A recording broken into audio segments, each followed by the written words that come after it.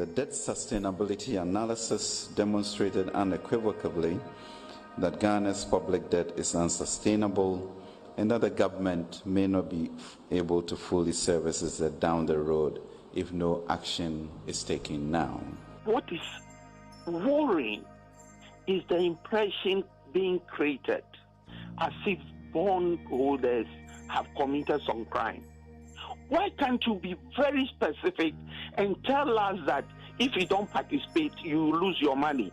Then some of us will commit suicide rather than go through the pain. It is law. They want to send a lot of people to their graves. That was just to set the tone, to let us understand how people in the general market, real life people, are experiencing this domestic debt exchange program.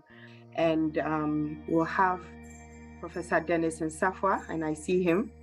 When we did our analysis and we saw that investors were losing between 50 to 88%, this was striking to us. And initially what came to our mind was individuals who are not companies or big banks would struggle to be able to survive with this kind of losses.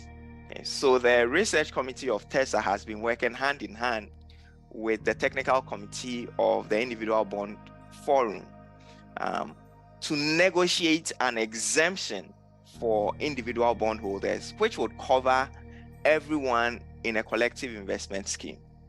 Well, in our negotiation with the government, we have made it clear and we have maintained that all individual bondholders should be exempted from the domestic debt exchange program, purely because they cannot contain this huge amount of losses that the DDE would impose. Instead, we have made several proposals to the government to achieve the debt sustainability. The objective can still be achieved if individual bondholders are exempted from the domestic debt exchange program. Instead, we have proposed that the government should consider major fiscal readjustment, which we have proposed a number to them. And we've also made a strong proposal for the government to show strong commitment to fight corruption. I would advise that you have discussions with your investment advisors, look at your portfolio as a whole, how it impacts you as an individual, and take that decision. What are the alternatives? Government is aware that it has a legal contract with you.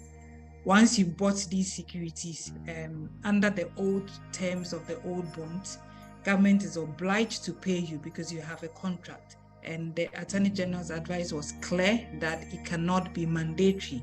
So government is saying it's voluntary. So the power is in your hands. It is your decision to make.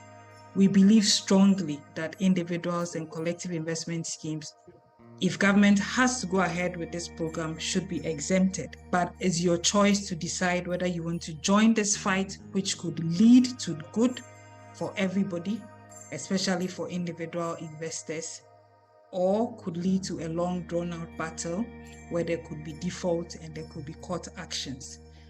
But it's up to you to wait and take the decisions.